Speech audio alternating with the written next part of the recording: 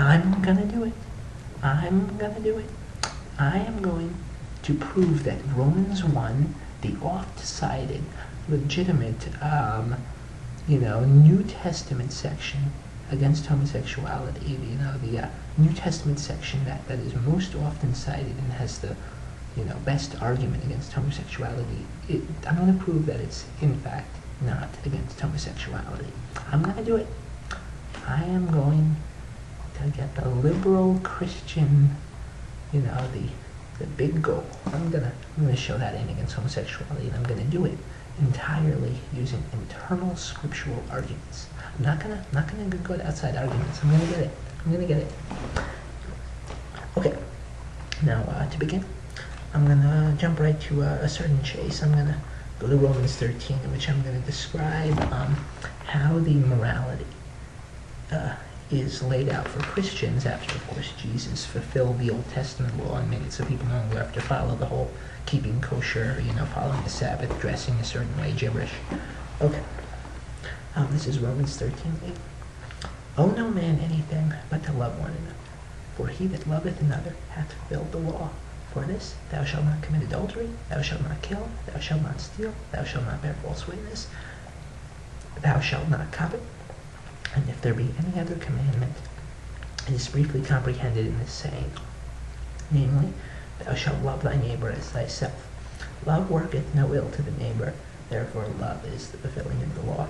Okay, so we have that bit right there. It's talking about how, for Christians now, it's not even the Ten Commandments, how, every commandment can be summed up in love your neighbor as yourself, that that's really the moral ideal. And, you realize that makes a lot of sense. You think about it, like, that's like what most secular humanists believe. That's like what, an American who is an atheist, who's a good person, would probably believe. Love your neighbor as yourself. That's the commandment. That's the moral ideal. Okay. So that's what God says there in Romans 13. So what do you think? So that's important. That's, a big leap and bound from the silly Old Testament code of conduct that Jesus invalidated. Now I'm going to go to Galatians. I'm just setting up for Romans 11, by the way, setting up. I'm going to go to Galatians 5, which follows from Romans 13, and I'm going to jump to Romans 1. Okay. Galatians 5, I'm going to start at Galatians 5:14. For all the law is fulfilled in one word, even in this, thou shalt love thy neighbor as thyself. But if ye bite and devour one another, take heed that ye be not consumed one of another. This I say that, walk in the Spirit, and ye shall not fulfill the lust of the flesh. For the flesh lusteth against the Spirit, and the Spirit against the flesh. And these are contrary the one to the other, so that ye cannot do the things that ye would. But if ye be led of the Spirit, ye are not under the law. Now the works of the flesh are manifest, which are these. And, I imagine these are the things that even in the, post-Jewish Christian, love your neighbor as yourself, since morality, these things still aren't good. Okay, we have adultery, fornication, uncleanness, lasciviousness, idolatry, witchcraft, hatred, bearings, emulations, wrath, strife, seditions, heresies, envyings, murders, drunkenness, revelings, and such like. Okay, so those things they're not good, even if you're a Christian or whatever, even if you're following the love your neighbor as yourself thing. And you can see why, adultery hurts people. Like, imagine that fornication, uncleanness, lasciviousness, they could hurt people somehow, like, break hearts or whatever. You could see how that could hurt people. Like, that might not be loving your neighbor as yourself idea. And, all the other stuff, you could see false information, all that, physically harming people. Okay. So that makes sense. Those aren't good things. I want you to just keep one of these in mind, these things that are the works of the flesh that aren't good even in Christianity. One of them is uncleanness. Keep that word, uncleanness, and I tell you, that word uncleanness comes from a Greek word, I'm going to look this up. It's, what's this silly Greek word? It's something like, whatever. It's some Greek word that begins with an A. It's like arsashkia or something. No, it's akatharsia. Okay, it's akatharsia. Okay, so this is akatharsia. Now I'm going to go to Romans 1, and by the way, you're going to see akatharsia in Romans 1, translated also as uncleanness.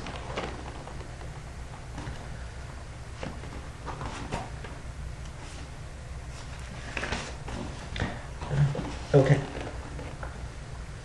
This is talking about idol worshippers and all that, and it's going to Romans 1:23. And they changed the glory of the uncorruptible God into an image, made like the corruptible man into birds and four-footed beasts and creeping things. Wherefore God also gave them up to uncleanness through the lusts of their own hearts, to dishonor their own bodies between themselves, who changed the truth of God into a lie, and worshipped and served the creature more than the Creator, who is blessed forever. Amen. For this cause God gave them up into vile affections. Keep that in mind, vile affections. For even their women did change a natural use into that which is against nature. And likewise also the men, leaving the natural use of the woman, burned in their lust toward one another, men with men, working that which is unseemly, and receiving in themselves that recompense of their error which was meet. Okay, so here's what we have in this bit. We have idol worshippers who changed the glory of God, the uncorruptible God, into an image made like corruptible man and birds and beasts and whatever. Four-footed beasts and creeping things. And so because of this, God gives them up into uncleanness. And, I'll give you uncleanness is bad. Uncleanness isn't good. It's the akatharsia or whatever. Yeah, okay, that's the not good uncleanness. Okay, then we also have, wherefore God also gave them up, then we have that they changed the truth of God into a lie, and worshipped and served the creature more than the Creator, who is blessed forever. And for that cause, this is after he gave them up in uncleanness, God gives them up into vile affection, then they have the gay orgy or whatever.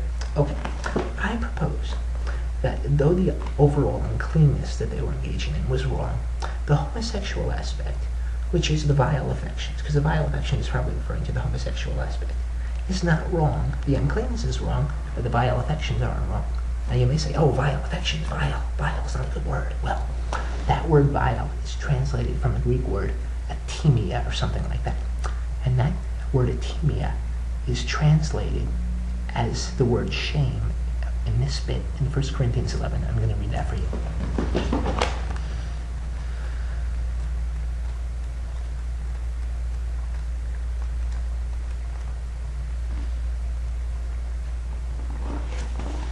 Okay, I'm going to start with 1 Corinthians 11:13.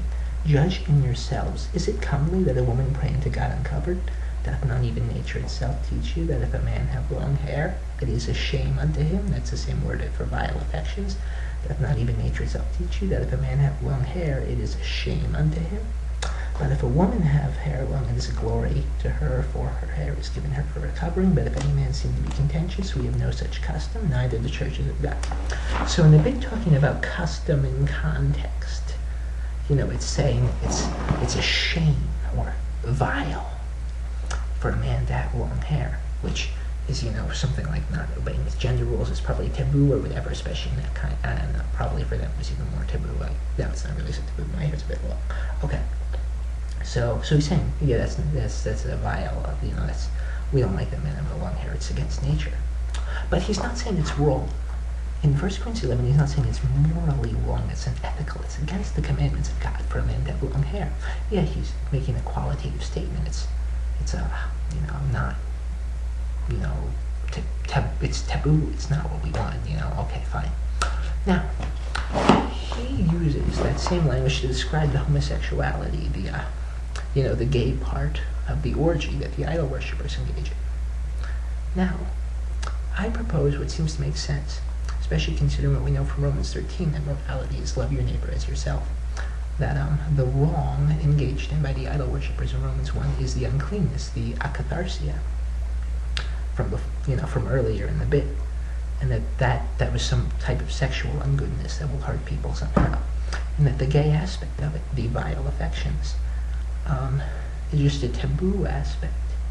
That's maybe is bad for them. That's maybe why this gay orgy was like a recompense for their error. That's maybe not good for their society. Maybe Paul looks down upon their, that's just considered shameful or whatever, considered like not natural, but not morally wrong. It's not in the same way that a man having long hair, might be looked down upon, especially in this context, in the Bible. It's not considered morally wrong. It's not considered, one of the work of the flesh, like the uncleanness. No, it's not. The homosexuality is just an unnatural thing, and okay, we acknowledge it's unnatural, and it might not be good for these people in this context, but it's not. God never said it's bad. And frankly, you look at Romans 13. to do the right thing is to love another as yourself. If you're having sex with guys, but you're loving others as yourself, you're truly not trying to hurt anyone, that's fine. That's Christian.